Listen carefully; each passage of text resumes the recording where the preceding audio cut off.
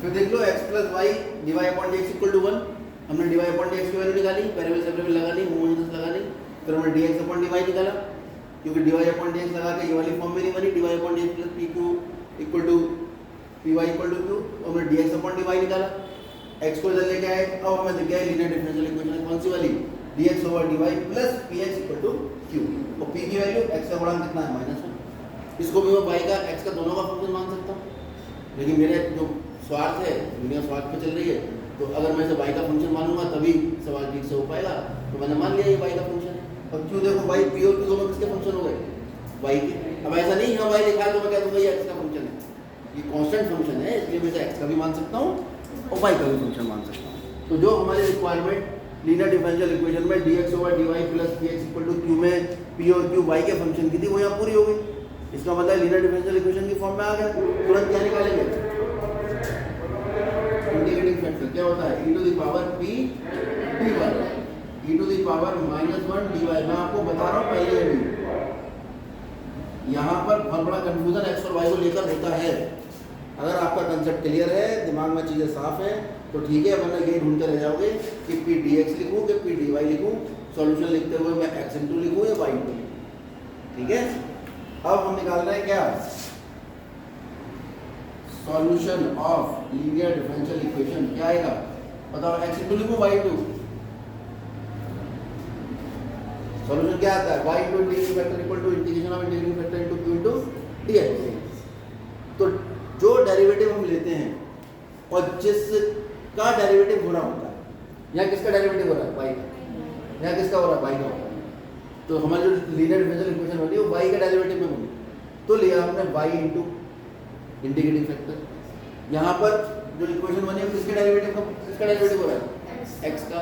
तो फिर सॉल्यूशन में आएगा x इंटू इंटीग्रेटिंग फैक्टर।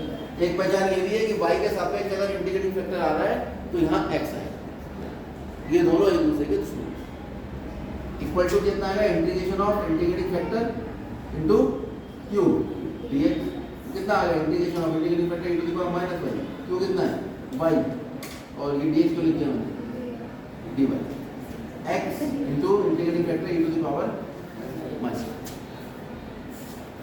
जिसके सापेक्ष इंटीग्रेटिंग फैक्टर निकालते हैं, इंटीग्रेटिंग फैक्टर उसके सापेक्ष निकालते हैं जिसके सापेक्ष अवकलन हो रहा होता है। जिसका अवकलन हो रहा है वो x इंटू या y इंटू, और जिसके सापेक्ष हो रहा है वही dx और dy में आएगा। y के सापेक्ष हो रहा है तो dy आएगा, और x के सापेक्ष होता तो dx आता। जैसे कि यहाँ x के सापेक्ष था, p और q x के फंक्शन थे तो x का सापेक्ष, तो यहाँ पर dx आया, x के सापेक्ष फंक्शन आया। और लॉजिक ये भी है कि दोनों x के फंक्शन हैं। हाँ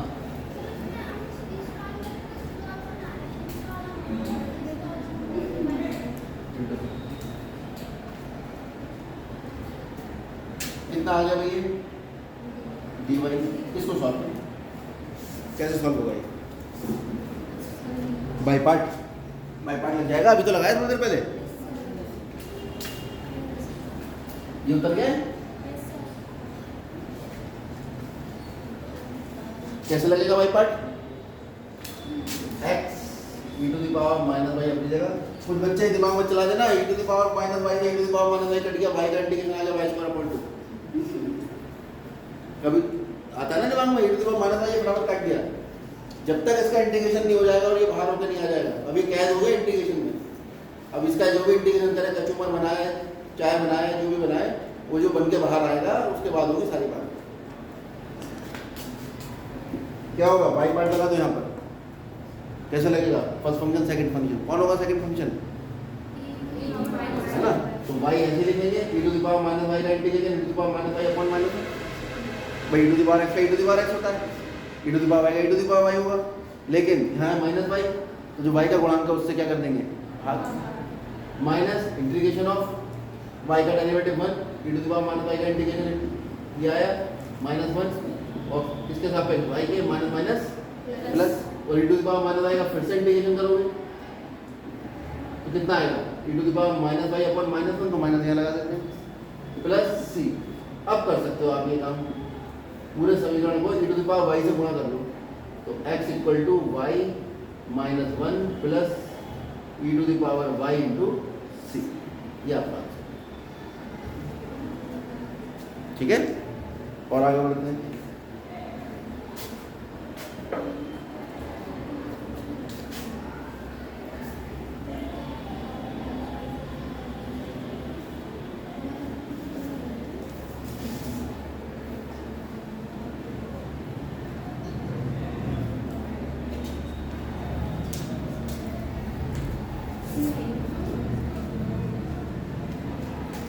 सवाल नंबर 15 थोड़ा सा अलग है। dy/dx। कोई सवाल 3 पेज के पार भी चला जाए तो घबराना मत इसमें।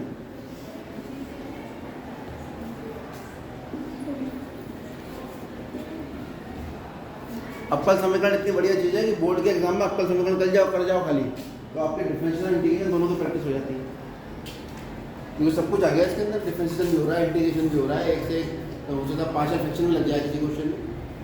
या यहाँ पे एक्स्ट्रा और पाइवट क्यों दे दिया, विचार करो।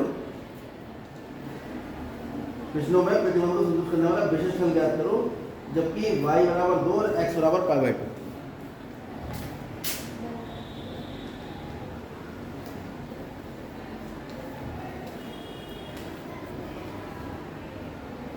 y/2, हाँ,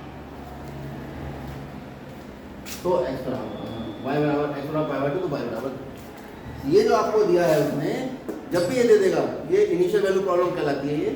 इसमें आपको c का मान निकालना पड़ता है। इधर y का मान लगाओगे, इधर x का लगाओगे, दोनों लगाकर c का मान निकलेगा, फिर c का मान यहाँ रखोगे, तो समीकरण का जो हल आएगा वो विशिष्ट हल कहलाएगा। ये विशिष्ट हल नहीं है, सामान्य हल है। क्या लग गया क्या?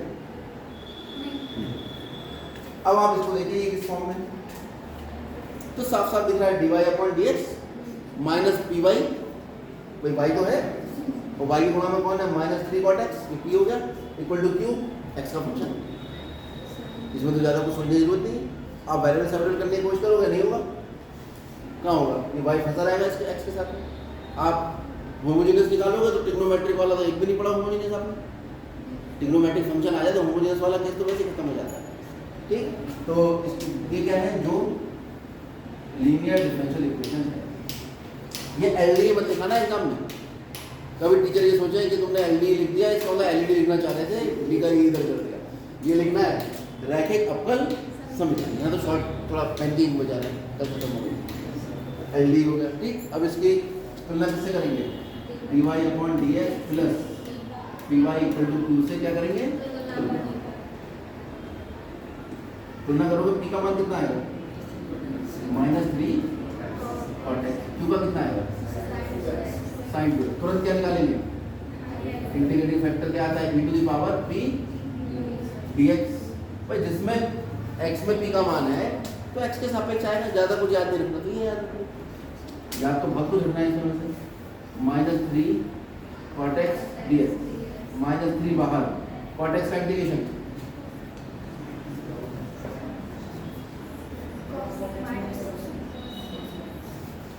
cos x अपन sin x होता है, sin x को t मानोगे, cos x dx मिल गया, नीचे का डिफरेंशियल ऊपर रखा है, तो नीचे डिनोमिनेटर का डिफरेंशियल जब भी न्यूमरेटर में होता है आंसर लॉग में आ जाता है। लॉग ऑफ डिनोमिनेटर क्या आना चाहिए, लॉग साइन।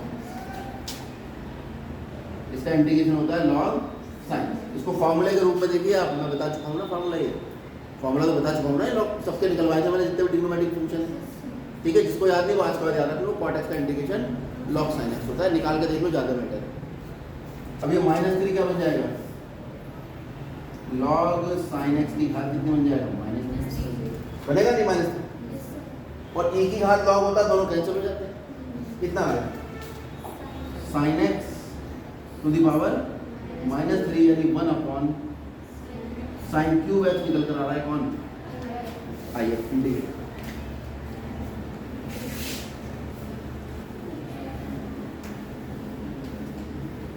देख लो खतरनाक रूप लेता जा रहा था जी।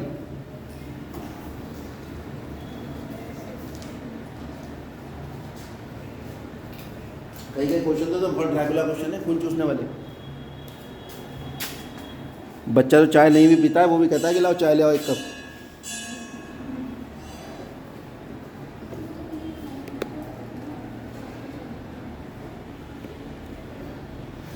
सॉल्यूशन क्या आएगा, of LDE y dot integrating factor equal to integrating factor into Q dx y upon sine cube x equal to integration of 1 upon sine cube x into Q की वैल्यू कितनी है साइन 2x मान रखो जरा sign 2x का मान कितना होता है 2 sine x cos x dx कितना आ गया integration 2 upon sine square x cos x dx माना साइन एक्स बराबर t तो कॉस एक्स dx कितना हो गया dt कितना आ गया 2 अपॉन टी स्क्वायर dt कितना होगा ये 2t to the power minus 2 dt 2t to the power minus 2 plus 1 upon minus 2 plus 1 plus c कितना आया माइनस का 2 अपॉन टी प्लस c और t की वैल्यू कितनी है साइन एक्स प्लस c किसकी वैल्यू आई है y upon sine cube x तो y की वैल्यू कितनी आ जाएगी साइन क्यूब एक्स से इधर गुणा कर दो कितना आ गया minus 2 sine square x plus c sign